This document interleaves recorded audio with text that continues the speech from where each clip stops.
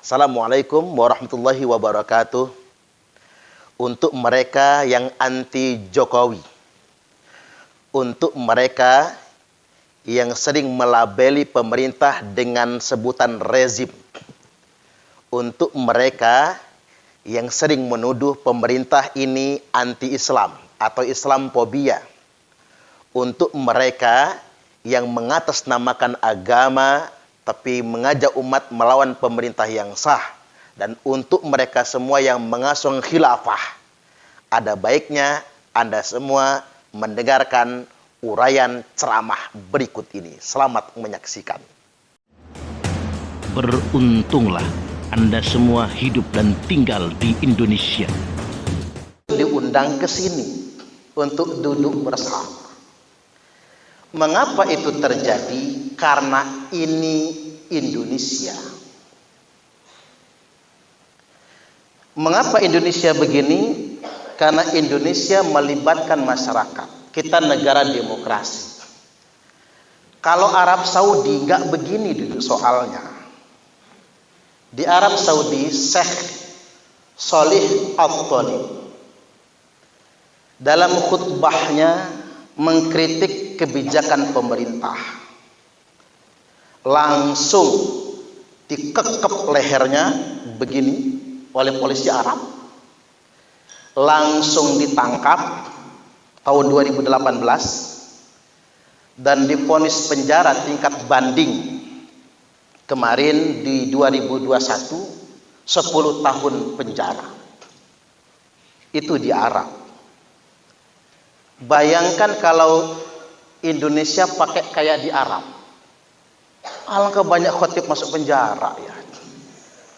Apalagi khotib di Bandar Lampung ini, banyak khutbah-khutbah itu mencaci maki pemerintah.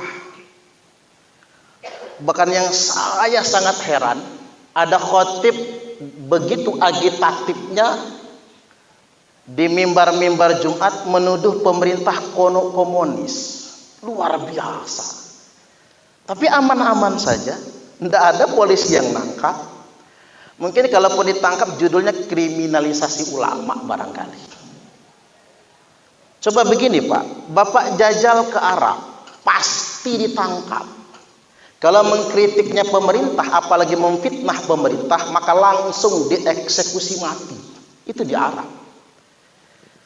Jangankan di Arab, Malaysia saja. Di Malaysia juga begitu, langsung ditangkap. Bahkan begini, sahabat saya Nasir Abbas, mantan ketua Mantiki III, pimpinan JI termuda. Di Malaysia, Ustadz Abdullah Sungkar dalam pelarian, Ustadz Abu Bakar Ba'asyir, itu nggak bisa mendirikan pesantren, nggak bisa. Karena Malaysia itu pakemnya jelas, semua pendidikan dari PAUD sampai perguruan tinggi, kalau bahasa kitanya gitu, semua madrasah pondok pesantren harus bermadzhab Syafi'i. Sedangkan Ustadz Abu Bakar Ba'asyir tidak bermadzhab Syafi'i, dia tidak bisa bikin pesantren. Itu Malaysia loh. Di Arab Saudi, saya kunjungan ke Rusaifah, tempat madrasah Syekh Maliki. Di sana Sayyid Ahmad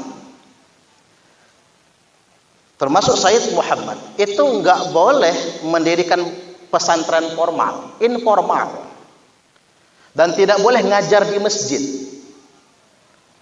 Tidak boleh ngajar di masjid.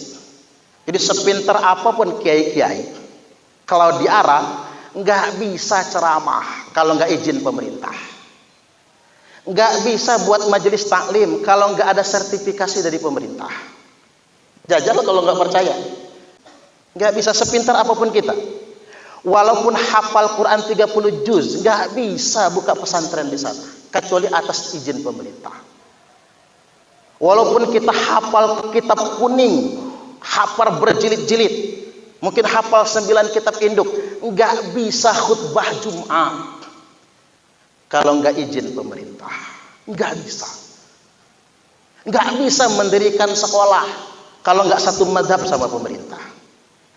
Indonesia kita bebas Pak, bikin pengajian bebas, bikin tablik akbar bebas, Di Arab 21 negara Arab nggak bisa tablik akbar, nggak bisa, ditangkap semua karena nggak boleh ada konsentrasi massa yang begitu banyak. Di sana aturannya sangat ketat sekali. Makanya saya terinspirasi dari ceramah Tuan Guru Bajang atau yang sering di-share orang itu Ustadz Dasat Latif. Sepinter apapun kita di sana nggak bisa jadi khotib kalau nggak pemerintah yang kasih SK-nya. Nggak bisa. Ujuk-ujuk jadi khotib itu nggak bisa. Saya bilang sama teman-teman mubalik, kau cari di negara seperti nikmatnya beragama di Indonesia. Kau ke Arab Saudi, kau ke Mesir, kau ke Irak, bahkan negara Islam yang dekat dengan kita, Malaysia. Kau mau bikin masjid, biar kau kaya raya, tidak mungkin kalau tidak dapat izin dari kerajaan. Tapi Indonesia, ada duitmu, ada tanahmu, bangun masjid, tidak ada IMB-nya pun jadi. Kamu mau ceramah, meskipun kau hatam Quran, mau ceramah di Saudi, mau ceramah di Malaysia, tidak bakal bisa tanpa izin dari kerajaan. Di Indonesia, selebriti yang tidak jelas agamanya 10 tahun, tiba-tiba hijrah, pelihara jenggot, celana jingkrang, dia kafir-kafirkan kita.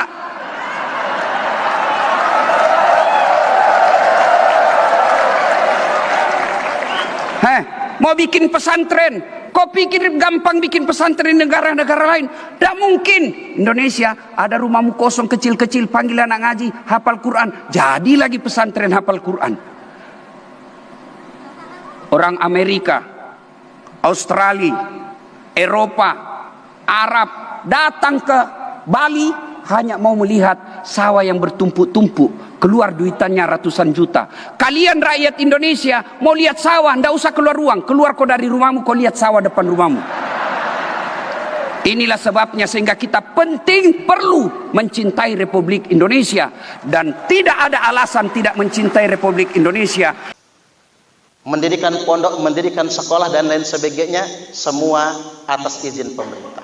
Termasuk sekaya apapun kita, punya tanah lebar, punya duit banyak, nggak bisa kita bangun masjid kecuali atas ketetapan pemerintah. Makanya coba kita keliling ke negara Arab, jarang masjid di sana, Pak. Jarang masjid, karena masjid pemerintah yang menentukannya. Malaysia, Kuala Lumpur itu coba keliling, berkilo-kilo dari masjid satu ke masjid yang lain. Indonesia yang penting ada tanah, ada duit, bikin masjid. Kadang-kadang 1 RT 3 masjid, azan saingan, dan mungkin 80% lebih masjid di Indonesia tanpa IMB. Di Brunei nggak ada IMB, tangkap. Di Arab Saudi bikin masjid nggak ada izin, tangkap. Indonesia nggak punya IMB. Masjidnya dekat-dekatan semua, apalagi di Jawa. Di sini masjid, seberang masjid. Saya sempat nanya itu, kok masjidnya dekat betul? Iya Ustadz, ini masjid NU PKB. Yang seberang itu masjid NU P3. Ternyata sama NU-nya, satu PKB, satu NU P3, beda masjidnya.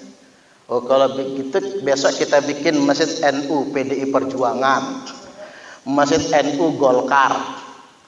Dan coba tanya itu, ada izin nggak sama pemerintah? Kan tidak ada. Dan itu hanya ada di Indonesia Raya tercinta. Termasuk pakai loudspeaker, toa itu. Di negara-negara Arab, toa hanya boleh buat azan saja. Coba bapak-bapak keliling ke Jawa, Jawa Timur terutama.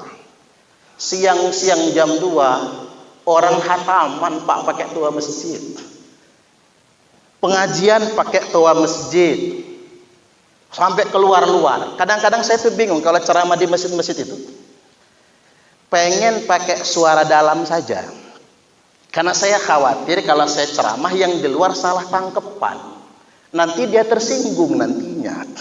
Khawatirnya sedemikian rupa. Karena memang banyak mafsadatnya juga ketika orang salah mendengar gitu. karena mendengarnya lewat luar, tidak hadir di tempatan. Nah, balik lagi, inilah bahagianya kita tinggal di Indonesia. Karena Indonesia negara demokratis, negara demokrasi. Negara demokrasi itu melibatkan masyarakat. Beda dengan kerajaan Saudi. Mereka bukan pelibatan, penindakan. Beda sama pemerintah, tangkap, eksekusi. Itu Arab. Tapi Indonesia negara demokrasi, semua dilibatkan. Termasuk saudara-saudara kita dari Hizbut Tahrir. Mereka mengharam-haramkan demokrasi. Demokrasi haram, sistem togut, sistem kufar. Tapi mereka demo terus. Coba HTI itu kalau nggak dibubarkan kerjanya demo terus kan? Coba jajal dia demo di negara-negara Arab, langsung dipancung semua palanya itu.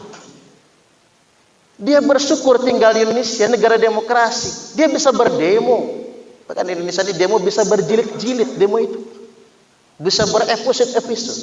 Karena kita negara demokrasi.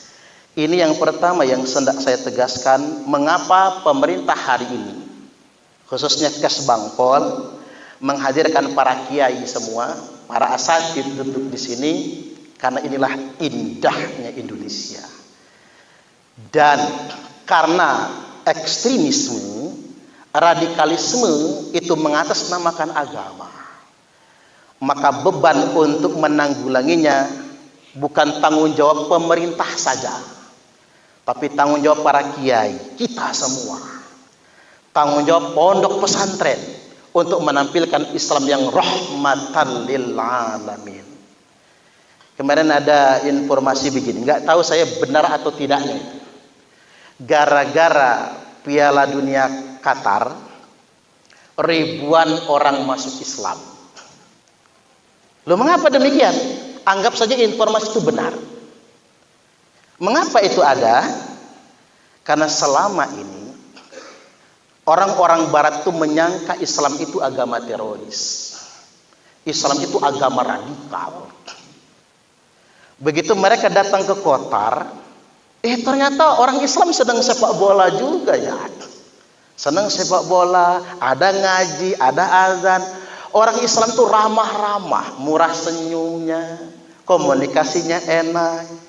Islam itu ternyata damai. Ternyata yang selama ini mereka sangka Islam itu agama hantu, agama teroris, agama radikal, tidak sesuai dengan kenyataan. Mereka dihadapkan dengan tampilan Islam yang rahmatan lil alamin. Dan betul-betul mereka ingin masuk Islam. Ini kan luar biasa. Jadi menampilkan wajah Islam yang indah. Satu poin saya ungkapkan pada kesempatan kali ini. Poin yang kedua yang hendak saya sampaikan pada kesempatan kali ini adalah, ada yang komen di akun YouTube saya, Ustaz, jangan benci khilafah, karena khilafah itu ajaran Islam. Kalau Ustaz membenci khilafah, maka berarti Ustaz membenci Islam.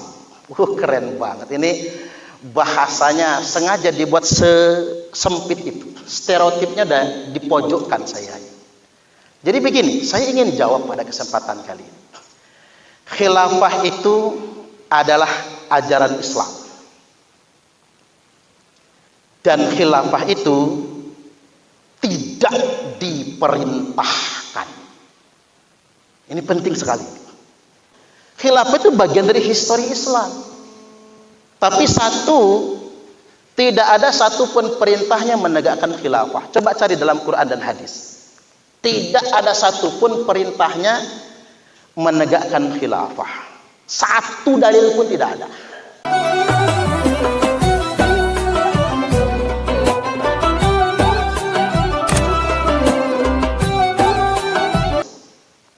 Tapi mendirikan khilafah tidak diperintahkan. Saya luruskan dulu.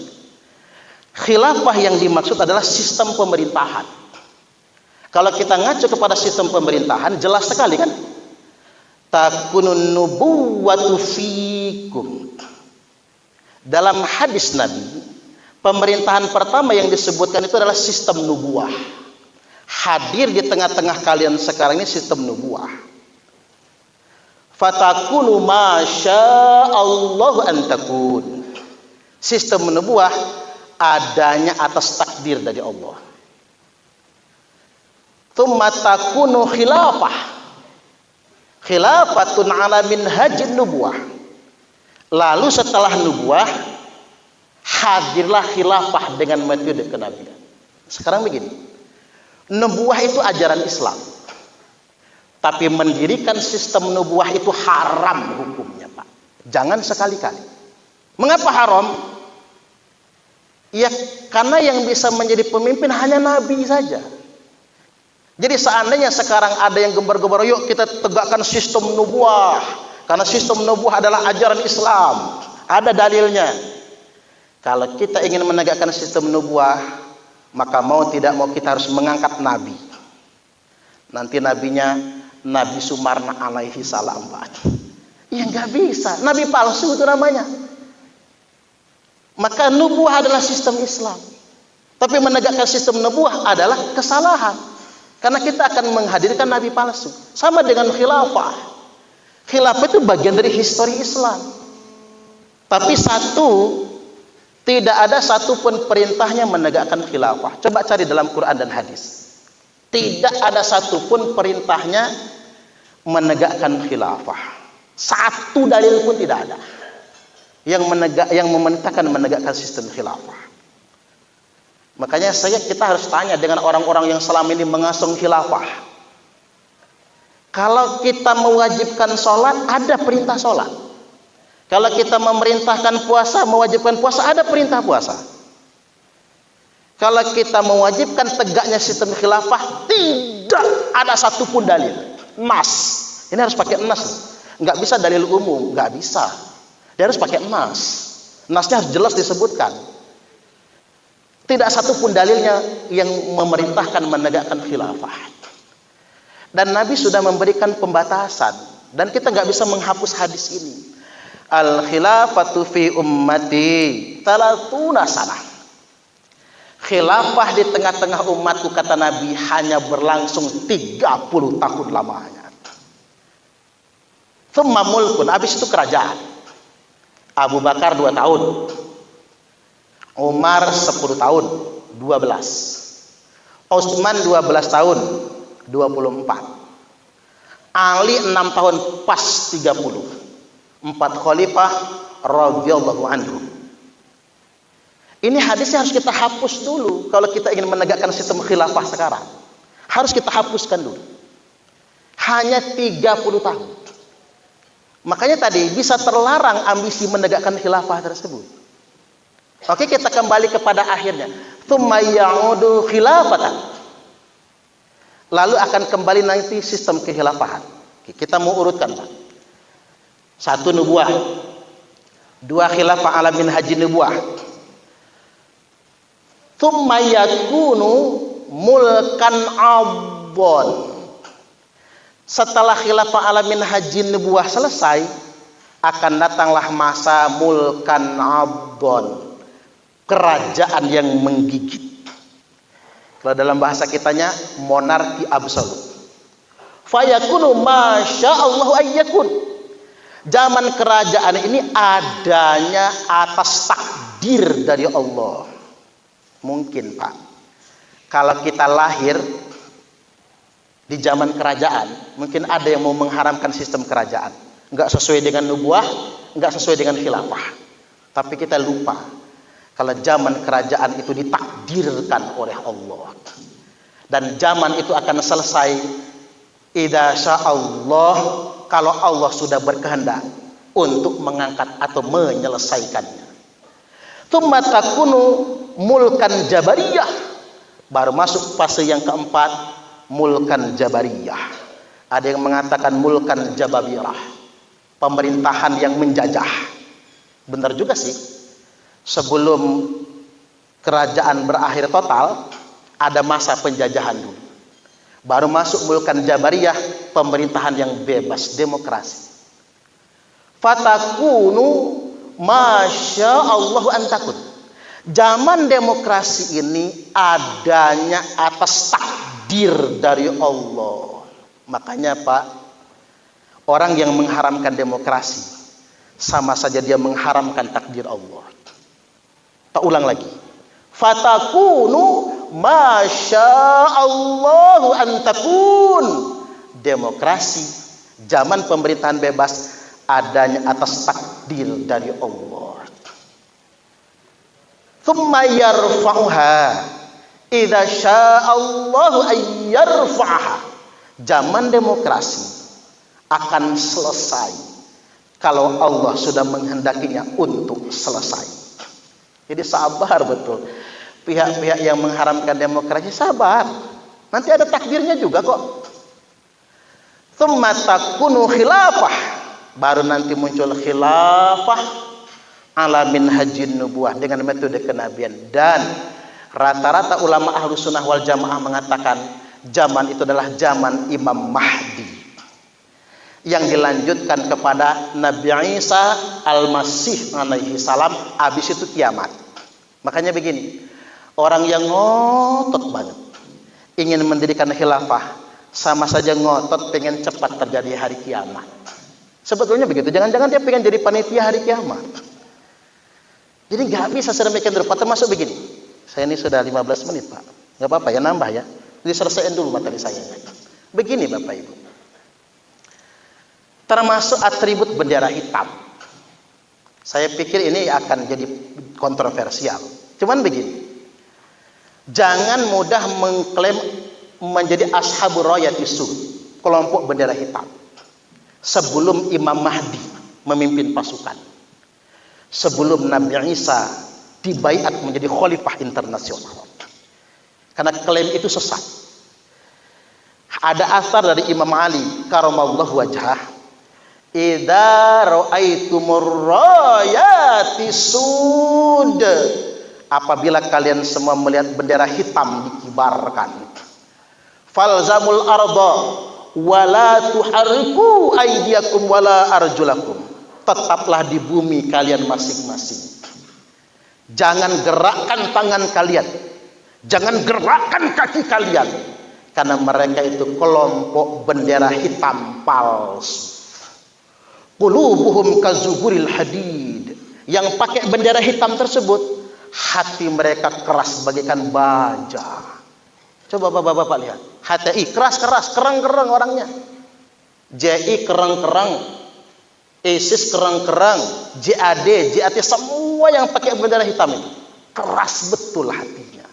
Sesuai dengan athar ini. La yafuna bi'ahdin wala mitsaq. Mereka merusak perjanjian dan mereka merusak kesepakatan, terutama berencana merusak kesepakatan negara kesatuan Republik Indonesia. Jadi hari ini tentang ideologi khilafah. Mengapa itu menjadi terlarang? Orang yang memaksa saat ini ingin menegakkan khilafah, sama saja dia hendak membubarkan negaranya sendiri. Sekarang kita fair-fairan saja. Nanti bapak-bapak, Pak Yai, para ustadz, karena saya ini udah nggak kehitung dialog sama mereka itu. Saya ambil contoh dialog sama Khilafatul Muslimin sama HTI. Kata saya begini Ustadz, kalau kita ingin menegakkan khilafah, gimana negara itu? Kalau di dialognya terbuka begini, mereka nggak berani jawab. Tapi kalau tertutup sama saya, apa kata mereka? Indonesia harus kita bubarkan. NKRI harus kita lawan. Bubar. Revolusi. Orang yang hendak menegakkan khilafah, maka otomatis dia harus melawan negaranya sendiri. Memberontak kepada pemerintah yang sah. Maka menjadi haram dia. Karena masuk dalam sabda Nabi, man kharaja minat ta'ah wa faraqal jamaah, barang siapa yang keluar dari ketaatan kepada pemerintah yang sah, wa faraqal jamaah, dan dia bertekad memisahkan diri dari negara. Saya ulangi lagi, memisahkan diri dari negara. Famata, maka bila dia mati, mata mitatan jahiliyah, maka matinya mati jahiliyah. Ingat, walaupun jubahnya nyengser di tanah, Walaupun dia teriak-teriak atas nama agama, ketika dia bertekad melawan negara, bertekad melawan pemerintah yang sah, lalu dia mati, matinya bukan mati syahid, tapi matinya mati jahiliyah. Mata mitatan jahiliyah, matinya mati jahiliyah. Baik, sedikit lagi.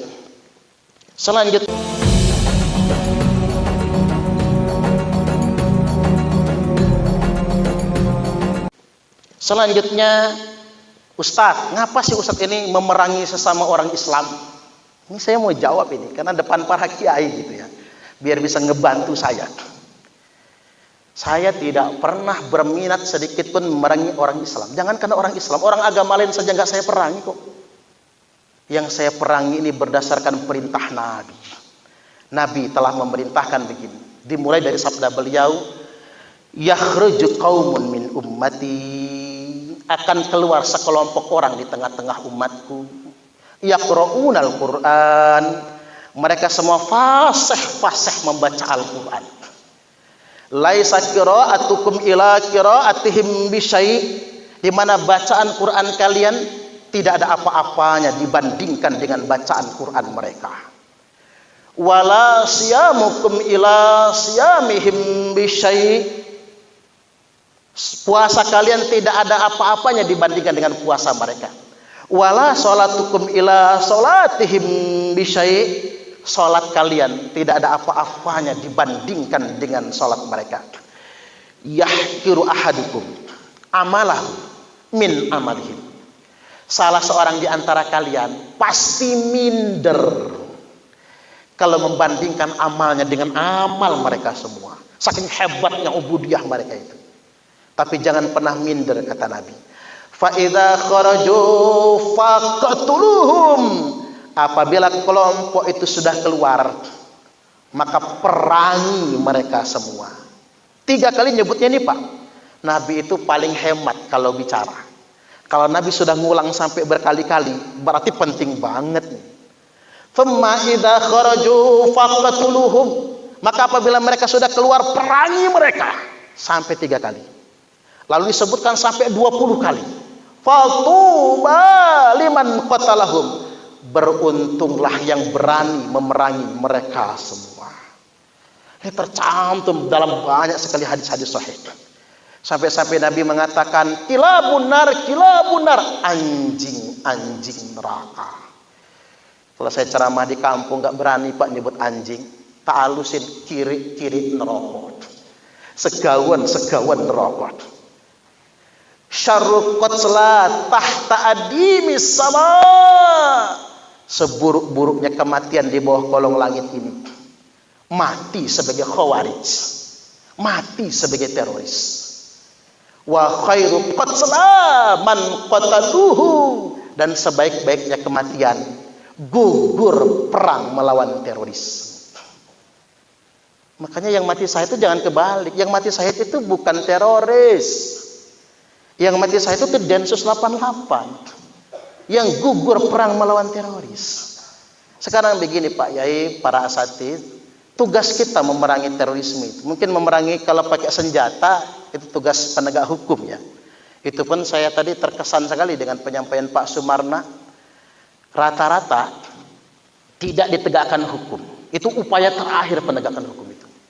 Bahkan sekarang ex-napiter tuh dikasih modal semua agar dia bisa berdaya hidupnya, agar kembali kepada jalan yang benar. Nah, kembali lagi, menanggulangi terorisme ini bukan kewajiban pemerintah saja, tapi justru kewajiban kita umat Islam. Mengapa? Ada orang mencuri, saya ambil tamsilnya begitu, mencuri, mengatasnamakan keluarga kita. Saya mencuri, saya dari keluarga anu, marah kita, karena mencoreng nama baik keluarga kita. Nah, ada orang berbuat kriminal, mengatasnamakan Islam, marah kita umat Islam, karena sama saja dia sudah memfitnah ajaran Islam itu sendiri. Jadi teroris itu, khawarij, mereka hatam Quran 30, hafal Quran 30 juz. Tapi mengapa diperintahkan untuk diperangi? Karena satu, mereka mengkafirkan yang tidak sepaham dengan mereka dan menghalalkan darah orang lain. Dan yang kedua, yang terpenting, memberontak kepada pemerintah yang sah. Itulah dua alasan mengapa mereka menjadi halal darahnya. Baik, yang berikutnya terakhir sekarang. Di bagian akhir ingin saya sampaikan bahwasanya mengapa jadi penting kita semua menjaga negara ini. Menjaga negara ini merupakan wasiat Nabi. Rasulullah sallallahu alaihi wasallam telah bersabda, "Idza ra'aitum ikhtilafan," tak ulang lagi dari awal, "Inna ummati la tajtami'u ala dhalalah." Sesungguhnya umatku tidak akan bersepakat dalam kesesatan. Idza ra'aitum ikhtilafan, maka apabila kalian sudah melihat banyak sekali ikhtilaf, firqah-firqah, kelompok-kelompok dan lain sebagainya, fa'alaikum bisawadil a'dham, maka wajib bagi kalian semua ikut kelompok yang paling banyak. Yang radikal ekstrim itu kan minoritas sih Pak, Bapak Ibu. Kita ikut yang mayoritas, Ahlus Sunnah wal Jamaah. Kemudian yang berikutnya tentang hadis firqah-firqah. Setelah Nabi menyampaikan firqah-firqah, maka Nabi menegaskan hanya ada satu firqatun najiyah, hanya ada satu kelompok yang selamat. Wahyal jamaah, yakni al jamaah. Apa itu al jamaah? Syekhul Islam Ibnu Taimiyah mengatakan al jamaatu hiyal ijtima'. Al jamaah adalah institusi, tempat berkumpulnya para pemimpin umat, dan satu-satunya, saya yakin kan gak ada duanya, satu-satunya institusi yang paling sah sebagai tempat berkumpulnya para pemimpin umat hanya negara. MUI itu ormas, NU ormas, Muhammadiyah ormas, hanya negara. Itu legal. Kalau ini kesepakatan, hanya negara. Itulah mengapa orang yang wafarqal jamaah, orang yang memisahkan diri dari negara, mata mitatan jahiliyah, matinya mati jahiliyah. Sedikit lagi, dikit lagi, minta waktu Pak Haryadi. Begini Bapak Ibu, kita coba belajar dari kesalahan fatal pasca sebelum terbunuhnya Khalifah Utsman bin Affan. Demo besar-besaran di Madinah, yang demo orang Mesir. Tuntutannya cuma dua, Utsman mundur dari khalifah atau mati. Cuma dua tuntutannya, pilih mau tetap jadi khalifah, mati, atau mundur. Utsman mengatakan, saya akan jawab tuntutan kalian kalau kalian mau pulang ke Mesir lagi. Maka pulang. Sayangnya Marwan bin Al-Hakam mencuri stempel karena dia katib. Ini hati-hati, makanya kalau jadi ketua pondok pesantren, pimpinan, katibnya suka memalsukan stempel. Hati-hati ya, nanti dia ngajuin proposal nggak izin sama pimpinan pondok lagi. Hati-hati itu, memasukkan stempel.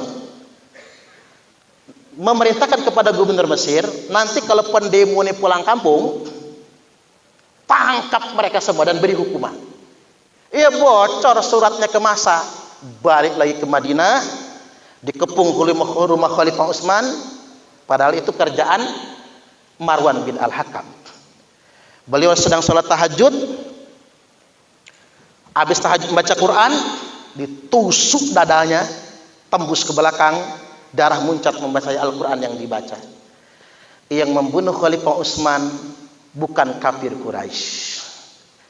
Yang membunuh Khalifah Utsman sahabat Nabi sendiri. Sampai detik ini ulama sungkan menyebutkan namanya. Itu gara-gara perang saudara. Bisa apa sih Khalifah Utsman umur 79 tahun?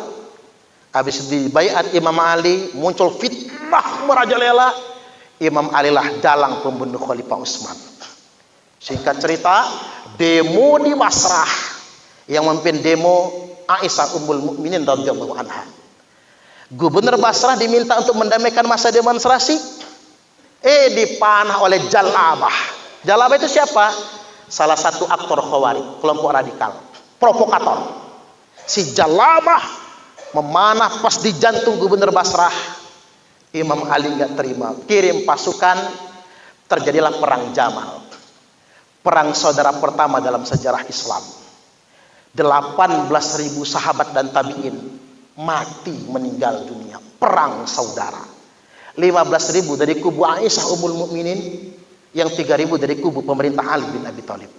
6 bulan kemudian menyusul aksi Muawiyah bin Abi Sufyan. Terjadilah perang Siffin, 80.000 sahabat Nabi wafat meninggal dunia. 50.000 dari kubu Muawiyah, 30.000 dari kubu pemerintah Ali bin Abi Thalib.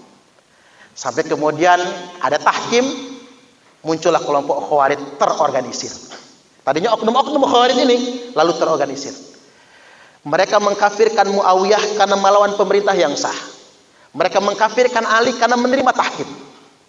Akhirnya pada bulan suci Ramadan, Imam Ali sedang mengimami sholat subuh, ditikam lehernya oleh orang Khawarij.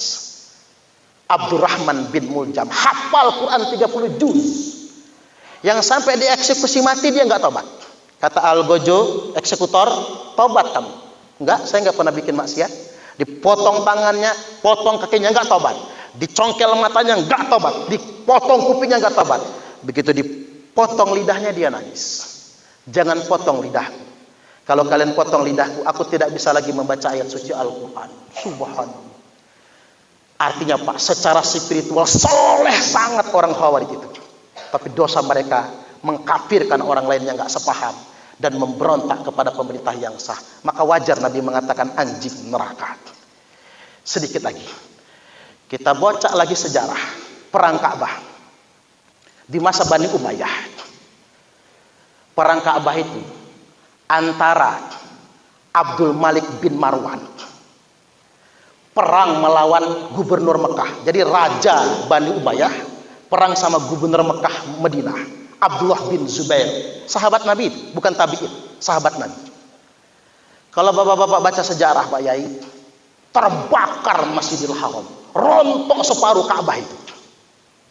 Seandainya itu terjadi tahun 2022 ini, apa kata dunia Pak? Masjidil Haram terbakar, Ka'bah rontok separuh. Ya kalau zaman Raja Abraha yang mau merontokkan Ka'bah pakai pasukan gajah, diantem sampai pakai burung ababil.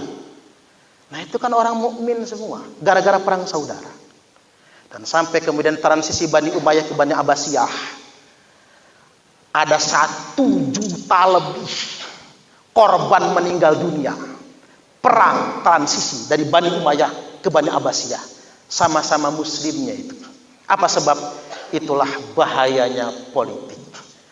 Jadi saya berharap dan kita semua berharap, mudah-mudahan pondok pesantren se-Indonesia Raya tercinta ini menjadi kepeloporan, menjaga perdamaian, menjaga keutuhan negara kesatuan Republik Indonesia. Jangan sampai kemudian atas nama agama kita malah diprovokasi. Saya closing dengan At-Tauratul Arabiyah. Tahun 2010 ada gagasan bersama di 21 negara Arab namanya At-Tauratul Arabiyah, kebangkitan Islam di Arab. Indonesia ini gagasannya kebangkitan Islam 2024. Kalau Indonesia Pak, kebangkitan Islam di Arab. Ternyata apa yang mereka katakan kebangkitan bukan kebangkitan. Tunisia, Presiden Ben Ali jatuh. Husni Mubarak Mesir jatuh. Yaman, Presiden Ali Abdullah Saleh jatuh.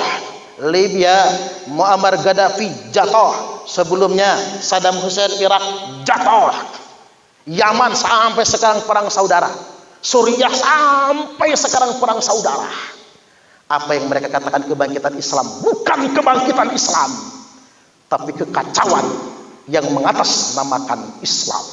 Jadi wajar kalau Raja Arab mengatakan semua yang meletupkan kebangkitan eksekusi mati.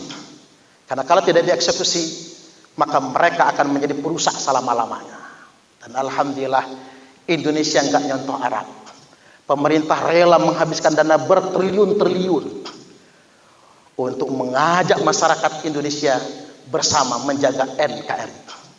Kalau mau mudah Pak, mending kasih polisi modal. Pak polisi, tangkepin semua yang ngeritik pemerintah. Pak polisi, tangkepin, hukum mati semua orang-orang yang mengajak umat Islam ini melawan pemerintahnya. Tapi tidak. Lebih baik pemerintah mengeluarkan dana yang sangat besar untuk duduk bersama dalam rangka mewujudkan Islam yang rahmatan lil alamin. Demikian dari saya. Wallahul muwaffiq ila aqwamit thariq. Assalamualaikum warahmatullahi wabarakatuh.